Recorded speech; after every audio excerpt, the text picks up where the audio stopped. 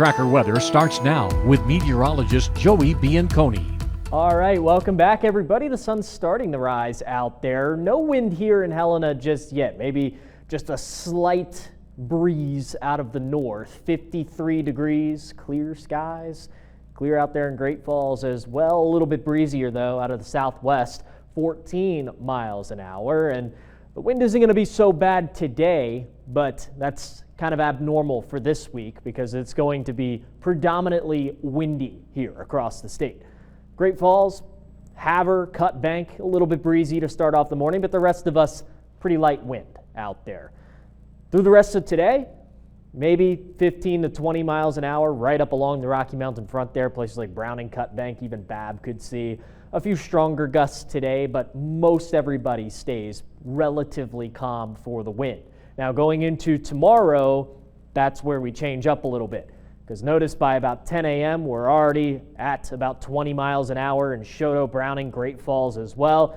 Into the afternoon, most of us above 25 miles an hour, approaching the 30 mile an hour range. And then going into Wednesday night, it looks like we're going to get some relief, but that's not the case because there's going to be a cold front that moves through late Wednesday night into early Thursday morning.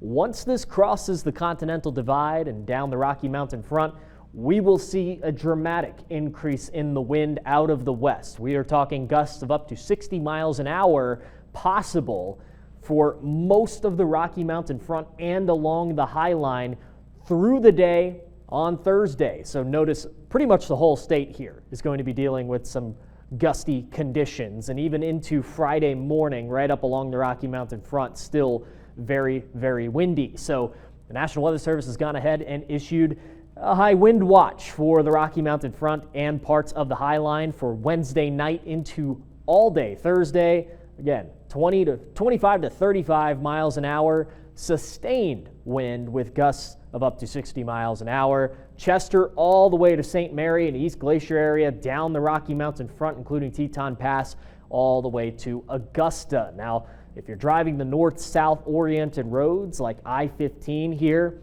it's going to be a little bit of a wobbly ride. You might get a few stronger gusts, push your vehicle side to side, so just make sure that you stay weather aware, and that watch is likely going to turn into a warning coming up here in the next day or so. So nothing really going on the radar here. We stay dry. High pressure is built in to most of the western United States, but a pretty active eastern half of the country. Some thunderstorms approaching the East Coast right now. But also, aside from the weather in our state, there is a pretty significant tropical cyclone developing into the Gulf of Mexico. Now, this one is expected to become a major hurricane, and when it does become a tropical storm, it's going to be named Helene. So that is going to be the 9th tropical cyclone out in the Atlantic so far this year.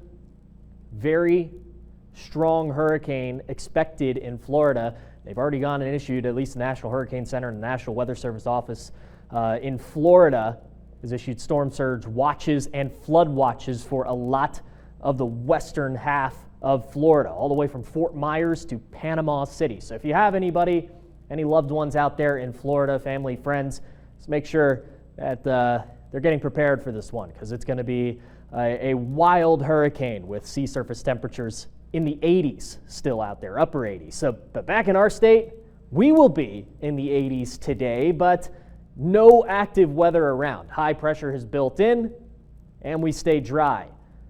Sunny to mostly sunny skies, highs in the low to mid 80s.